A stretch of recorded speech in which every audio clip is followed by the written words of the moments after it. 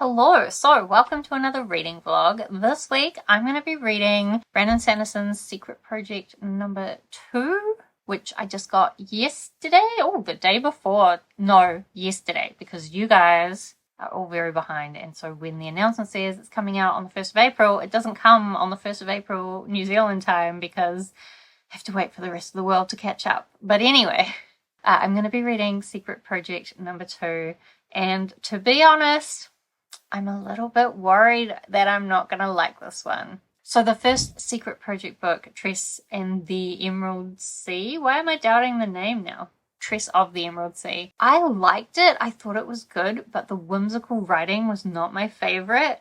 And when I look at this one, I think it's going to be all that whimsy again, and just like that tone and sense of humor that is just not something I necessarily enjoy. I do wonder if there's a bunch of people for whom these Secret Project books are their first Brandon Sanderson books, and in which case, like, they're getting, I want to say, a false idea of Brandon Sanderson's normal writing style. However, I think he likes writing like this, so I wouldn't be surprised if he writes more and more books like this in the future. So I haven't even read this yet, so I don't really know what it's going to be like, but just something about it makes me feel like it's going to be the same sense of humor as Cytonic by him, which I just really didn't like. And it annoyed me a little bit in Tress, like not so bad in Tress, but like this seems like it's going to double down on it. I know as well Tress, he wrote it for his wife. This one I feel like maybe he wrote it for his sons. So the name of this one, and apparently titles are spoilers, so skip this if you don't want to know the title. But also, like, if you don't want to know the title, you probably don't want to know anything I'm going to say yet. Anyway, the title is The Frugal Wizard's Handbook for Surviving Medieval England. So that just sounds like it's going to be a little bit silly. Doesn't really reel me in. However, the synopsis does say something about time travel, and I love time travel. So there's still a chance I'll like it. Also, I haven't started reading it yet. I was waiting to like set my expectations first, and then we can see whether it's better or worse than I thought it was going to be. But in the book, there is this like alternate title page. I'll try and put a photo up because you won't really be able to see it very well on my Kindle, I don't think. But it's got like different art, and to be honest, it kind of looks like Brandon Sanderson in some kind of like steampunky wizard warrior outfit. And it says by Cecil G. Bagsworth. And honestly, I like this cover better than the other one, but still, I'm not sure. It does look like it's still a bit silly. Anyway, I don't know. But since I am concerned about not liking this and it being like too light and humorous for me, I'm balancing it out with an audiobook. So I'm going to be re-listening to the audiobook for Vita Nostra by Maryna and Serhiy Dyachenko, I think. So this is like a dark academia book about this girl who initially she goes to the seaside with her mother, and there she meets a man who starts giving her these very strange tasks, and other strange things start happening, and if she doesn't perform the tasks, then there's consequences for her family. And after she does these tasks, she eventually gets into this Institute of Special Technologies where she goes to study, and again the lessons there are very strange and abstract and don't really make any sense, and all the students are really struggling, but if they don't do well, there's consequences for their loved ones. So it gets really dark, and I know it was really abstract. I will say the first time I read this, I got to the end, I went and read a bunch of people's theories online about what happened at the end, and then I went back and reread the end, and I thought I understood it, but I already know on my reread I'm about 25% of the way through the audiobook from my morning walk this morning. And I'm already understanding it like so much better than I did the first time. The first time I was just like overwhelmed and confused, but also amazed. But it's so dark and abstract, so it's a wonderful contrast to what I'm expecting this to be. I don't know what this is going to be, but it's late at night now. It's actually not that late, but daylight savings just ended here in New Zealand, and so it's getting dark real early now, and I'm super sad about it. I wish we could keep daylight savings time all the time, because like, just why would I want it to be dark this early ever? And it's just going to get darker earlier and earlier. It's awful. And I'm not working now, but when I was working, like leaving work at 5 and having it be dark Why would anyone want that? Anyway, I'm just struggling, but it feels like it's late at night, so I'll probably try and go to bed and read soon to try and adjust to the new times rather than staying up too late. So hopefully tomorrow I'll be able to give you an update about how we're finding this. Hello! So look at this cool pen that I just found while decluttering. It's quite beautiful, and the best part is that it actually works. Amazing. I'm very impressed, and I'm glad to have found this. I don't remember ever owning it. Anyway, I actually came on here to update you on my reading of The Frugal Wizard. I think that's what we're going to be calling it, because I don't think anyone's going to bother calling it The Frugal Wizard's Handbook for Surviving Medieval England. Like, it's just too long. I am how far through? 15%. I think I'm up to chapter 8. And like, I'm not hating it. I don't know that I'm loving it, but I'm not hating it yet. I'm not that far in. There's still plenty of time. I will say the humor's not annoying me too much. It hasn't been too over the top so far. What I think is annoying me is that basically our main character has no idea where they are, and we're figuring things out, but there's a lot of things being talked about by other people that our main character doesn't understand, but we don't understand it either, and I think I can only put up with that for so long. And I feel like as well the main character's like jumping to assumptions, and it seems like their assumptions are right, but I don't know where those assumptions are coming from. And I guess they seem to remember some stuff, so maybe you could argue it's coming from that. I don't know. Anyway, hopefully things will become clearer soon, because I don't think I can deal with the unknown of what's happening, which is interesting because actually at the moment I'm also still reading Vita Nostra. I'm halfway through. At this point in that book, like, things are so abstract and strange that I also have no idea what's going on, but like, it's so, the unknown in Vita Nostra is so like wonderful and terrible and bizarre that there's like this feeling of having your mind opened while you don't understand what's happening. Like, it feels like you almost understand what's happening, and just thinking about it and trying to understand it is like a puzzle for your mind. And it's almost like it's beautiful that you can't understand it, and the writing is so beautiful. Whereas Frugal Wizard, the writing is very simple, and like, the fact that I don't know what's happening, I don't mind trying to figure it out, but there's just not enough information there yet to figure anything out. And it's like the story's been, I don't know, it's not the same anyway as Vita Nostra, which was what I was expecting. That's why I'm reading both these very different books at the same time. So let's talk about things that I'm liking and not liking in The Frugal Wizard. It's hard because so far, as I said, we don't know what's going on. There is kind of an almost a mobster type element, which I'm not a fan of, and I'm afraid that it's going to lean in that direction. There is also maybe some hints of Vikings, which I would much prefer it to lean in that direction, but I'm not sure if it is or not. And also, there was one part where I was like, is this some kind of sci-fi version of the Mormon faith? I'm not that well informed about what Mormons believe, even though I did remember that back when I was in my 20s and I used to work late nights in a petrol station, the Latter-day Saints Mormon missionaries would come by to get food on their way home from going out and trying to convert people, and we would have great conversations about religion. Of course, they were trying to convert me. I was just enjoying talking about religion because I love like religious philosophy. I just don't like religion itself.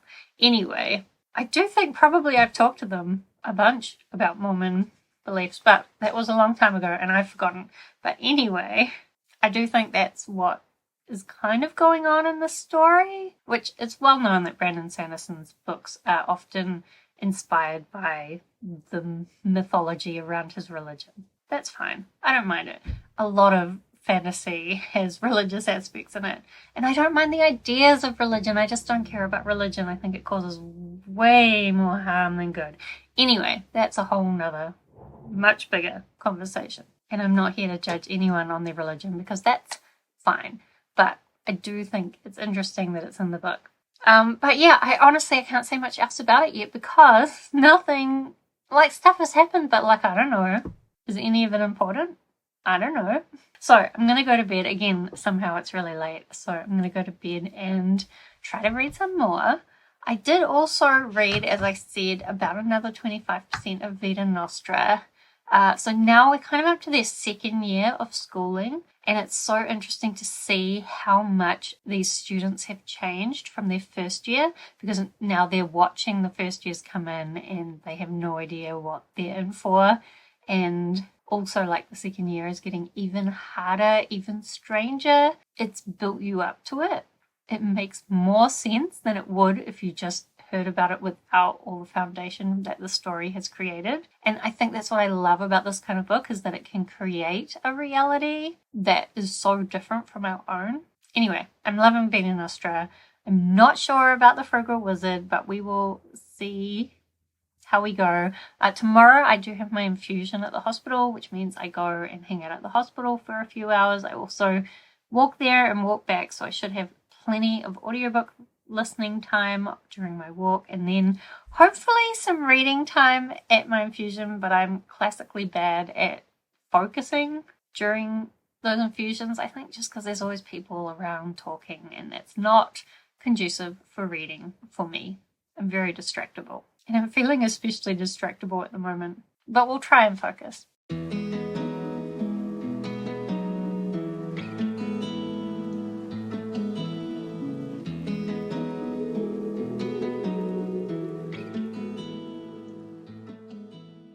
Hello, so it is many days later and I am just not making progress on the Frugal Wizard's Handbook for Surviving Medieval England. Why is that title so long? Also, why is this book so long? I am actually halfway through it now, but I've had to really push myself to get there, and I'm just honestly so bored. There is some funny stuff in it, and actually I'm not minding the humour when it's there, but for a lot of the time, just not much is really happening, and like we still don't really know what's going on.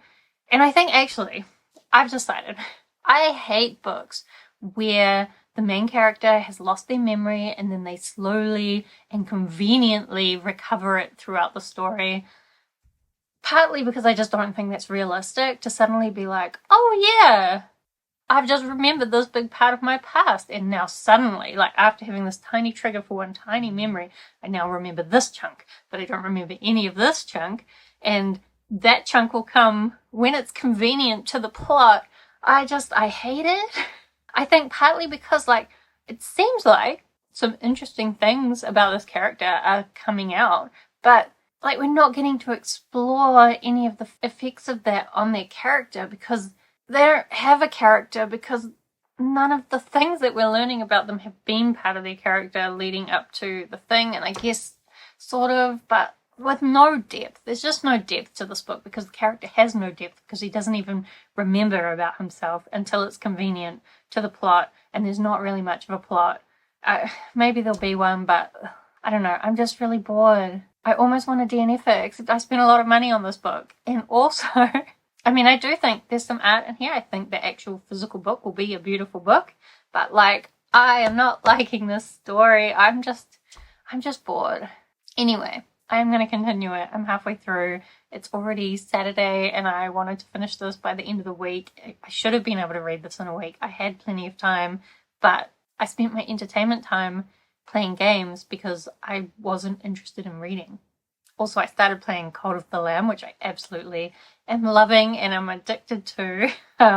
So Cult of the Lamb versus this. Like, Cult of the Lamb is so cute and so much more interesting. Like, the story in Cult of the Lamb, there's not much to it, but there's more to it than this.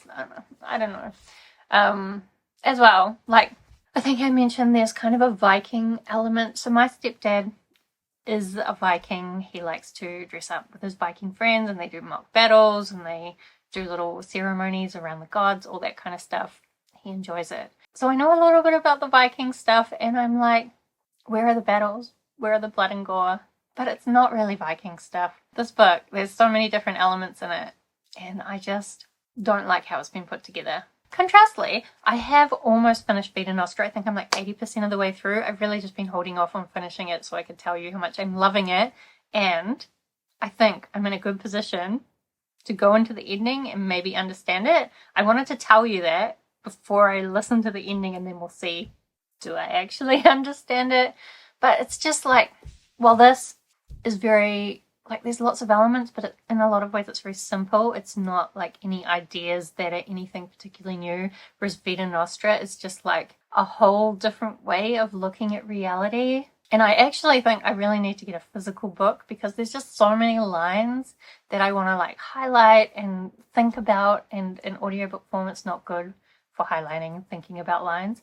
So one day I'm going to get a physical version of Vita Nostra and reread it again and like underline all the lines. Like, I'm loving Vita Nostra, which I thought, like, at least I'm enjoying something that I'm reading this week.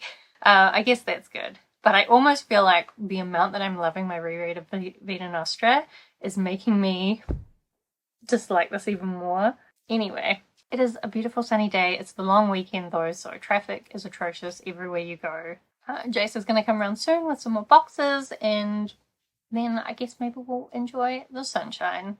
And then I guess I'll try and come back to this book. I'm just not excited about it.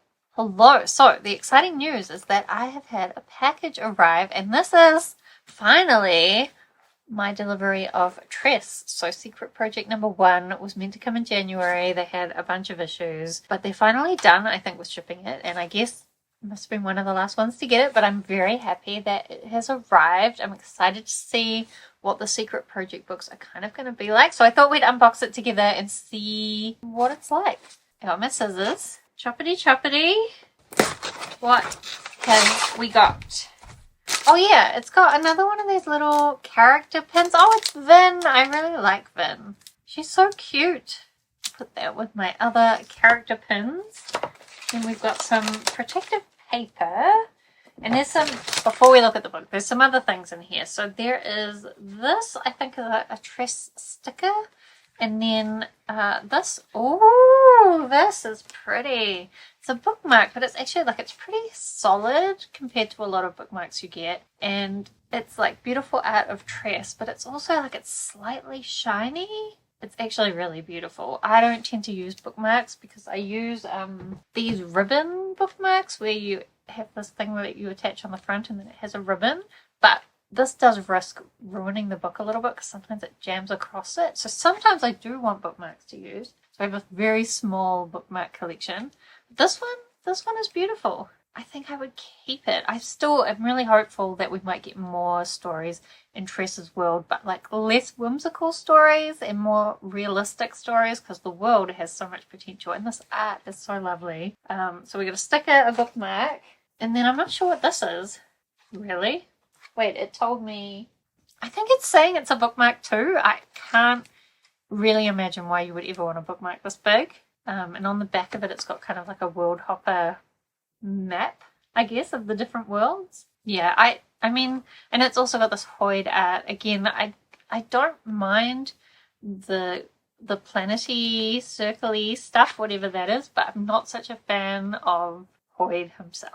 So I don't know that I would ever use this massive bookmark. Like, this will be bigger than most books that I read. Look at this. I'm reading this book at the moment. Am I really going to put this bookmark in it? No. Anyway, I don't know if I need a new bookmark, but I do like the other one. And then we've got the book. So it's in some beautiful plastic. I do kind of wish that the book was a little bit more emerald. It's kind of quite a dark green rather than a deep bright green. Alright, let me try and take this plastic off without damaging the book. Be good.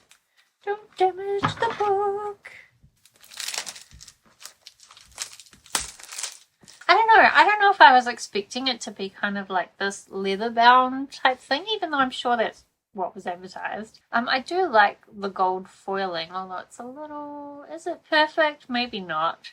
I think the thing I'm the most excited about for this book, like, I don't know, like, I don't think this is, like, it's nice, but is it like an absolutely beautiful book to put on your shelf? But I'm hoping the art inside will be lovely. Like, it's got quite nice end pages, like in like a nice title page. It's very bright in here with all that sun, so I don't know if you can even see it. But there's a bunch of illustrations in here. We've got Tress, and I think his name was Charlie. Got this illustration of the boat being attacked by spores. We've got Tress steering the ship. Oh, this one looks like it will be a beautiful colour one. What was the name of this woman? I can't remember. This was the ship's captain, and I did really like her, and I would love more of her story because doesn't she look cool? And I guess this is a photo. I guess this is art of them going from the Emerald Sea to the Crimson Sea. I do think it would have been a better reading experience to read this with the pictures, but maybe not much of a different experience. We've got, this is wild spoilers for Tress, but we've got the dragon, and then I guess the island. That's not amazing art. I think all of this art was in the ebook, but it's a little bit different in person. Not too much. This is just a bit silly, really. This is what happens right at the end. What is Hoyd wearing? But it is interesting that she seems to be drawing an Aeon from Elantris. Oh yeah, that's how Tress ends. I've forgotten. I still think this Tress art right at the beginning is the most beautiful art in this book. Like, it's a really nice book. I don't know if I'm in love with it, but maybe that's because I wasn't in love with Tress. I still like Tress. It wasn't quite everything I wanted. I still think I like Tress more than Secret Project 2 though, so... but I am excited to get the physical copy of Secret Project 2 whenever that comes. Hopefully this month, but we'll see. But I think the art will actually add a lot more to Secret Project 2 because the art is kind of part, or at least some of the art is more a part of the story, whereas Tress, the art is just like normal additional art. I don't know. It's nice. But I think the thing I'm actually the most excited about is this beautiful bookmark. I like see the green in the back of that bookmark? I kind of wish the book was that. Maybe they tried it like that. Maybe it didn't look good, but like, I kind of wish it was. Anyway, that's my Tress unboxing. I did want to also update you. So I finished off reading the Frugal Wizard's Guide to... for Surviving Medieval England. See, I still can't even remember the title. I finished it off. I don't think my feelings changed very much. There were some interesting things that came together in the end, but I don't feel like they were foreshadowed well enough. And just, again, I didn't have the investment or the engagement with the characters or care enough about the characters to care about the outcome of what was happening. There is also kind of like a romance, and that romance didn't feel very well developed, just like none of the characters felt well developed to me. So there's a couple of characters that our main character is forming friendships with. Supposedly he's like, oh, these are my great friends, and I'm like, I didn't really see anything that would convince me that you were great friends with them, as opposed to just being like acquaintances or someone that was there. As opposed to, like, at the moment I'm actually reading Jaren by Kate Elliott, which has other problems, but in this one we also have a woman who's from a futuristic sci-fi society who finds herself in a more primitive world, and I believe her relationships with these people because we spend so much time with them and we see how they interact with each other and the friendship building and how they have like personal conflicts and they overcome them, and just like all the interplay between the different characters. I believe, like, when she cares about the characters in this, I believe that she cares about them. I believe it. Whereas this, I didn't really believe that he would think, oh, what about my good friends? Because I didn't see anything that made me think that they were good friends.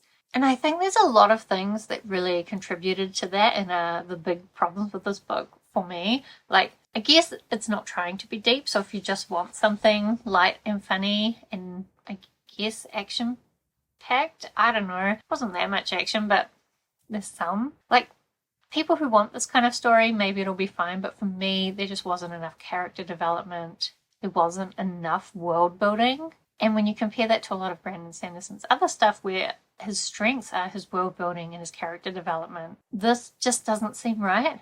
And I want to blame it on the memory thing that's being used. Right at the end there's like a conclusion, some final thoughts from Brandon Sanderson about why he wrote this, and he said he wanted to try out that trope of like a character having forgotten their life and like slowly regaining their memories along with the reader learning about them. But I have to say, actually, in Oathbringer, a similar thing is really happening with Delana, and I think Shalon's story is kind of similar, where she's forgotten some stuff and then she's remembering it. So like, he's done that memory thing before, and I didn't like knew I didn't like that trope, but when it was done in Stormlight Archive, I was willing to overlook it because there was so much character development and world building around it, supporting it, and it didn't feel like so convenient to the plot as this did. Like, it felt more realistic that they would be remembering things at the time they remembered them. I slightly disagree with Delana's story, but that was my criticism in that book as well. But as well, like, I don't think anything that was happening in this world, even though we've got mobsters and Vikings and like crazy future technology, I feel like some really dark and interesting things could have been done with all the elements, but that's not the story that this is. This is just a fun, light-hearted story of what? I don't even know. I should read some 5-star reviews of this, but I feel like I did, and people were just like, oh, it was so much fun. I didn't have fun because I was bored. And I feel like I'm starting to build up like 2 categories of Brandon Sanderson stuff. The stuff where he has amazing ideas and does amazing world building and character development and magic systems, and like it's so thought through and really makes you think, as well as being a fun time, but also having a lot of emotions. And then this kind of stuff, like this one, Cytonic, maybe the Alcatraz series, probably some others, just where he's having fun, and I'm glad he's having fun, but I don't have fun reading it because I'm bored. So it's a bit sad that I feel like this, because like I liked Tress, I didn't love it. Secret Project 2, Frugal Wizard, like, it's not really, I don't think I can say I even like it. Like, I don't like it. So even if the second book is beautiful, I think I'm still going to be disappointed. So really, for me, the second 2 books in the Secret Project would have to hit it out of the park for me to say, oh, that was worth the money. Although some of the merch boxes have been worth it, maybe. I don't know. And I'm a little bit worried that these last 2 books are, again, going to be, like, silly, fun ones. Because, like, why wouldn't Brandon Sanderson just write things where he's having fun? Like, I totally get it, but I'm not sure it's what I wanted. Anyway, the other thing I will just note before I wrap this blog up is that I did finish off Vita Nostra. And what's interesting about that one is that everything that I thought I understood from the first time that I read it, on the second read, I was like, well, that's everything you thought you understood that you figured out was obvious. On a second read, I understood it. Of course, that's what happened. But I still feel like there's even more stuff in there now that I didn't even begin to pick up on in the first read. Like, all that stuff. I feel like I could read Vita Nostra so many times and still be understanding it. I'm really interested to see where the second book is going to go. Like, is it going to make things even clearer, or is it going to make things more confusing? I don't know, but I'm going to be reading it very soon, and I can't wait. Whereas with the rest of the Secret Project books, I'm a little bit scared for the rest of the books to arrive. But anyway, it is a pretty beautiful book. I guess I can put it on my shelf and it will look nice. And I do have my cute character pins, and I do have my nice bookmark, and I do get to at least know that I don't like it, rather than just hearing about other people talking about these books and not knowing. One other thing I will mention, I have it over here. When I was reading The Frugal Wizard, it did kind of make me think a little bit about Snapshot by Brandon Sanderson. So this is a shorter Brandon Sanderson novella type one that maybe a lot of people haven't heard about. But if you heard that there was an element of time travel in Secret Project 2 and you liked the element in there about like police officers, Snapshot is following this guy in a world where they can basically go in and relive the day in order to investigate what happened with a crime. And so we're following a couple of cops who are trying to investigate this murder by reliving the day that that murder happened. So I feel like this might actually give you some of the things you thought you were getting in Secret Project 2 if you didn't want the silly, humorous, not very well developed story that you did get. Maybe. I'm not sure how I'm feeling about the whole Secret Project thing anymore, but I'm still excited to be getting more stuff, so it's not all bad. I try to tell myself. Do let me know how you've been finding the Secret Project, if you've been getting any of the boxes or any of the books, whether you've enjoyed your reading experience. Of course, I would love to talk with you about your experience of the Frugal Wizard's Guide for Surviving Medieval England. Did I get the name right? the name right. I'd love to hear it, especially if you loved it. I'd like to hear what you loved about it. I probably won't agree, but that's fine. Otherwise, thank you so much for watching. I hope that you are doing well, and I will see you next time.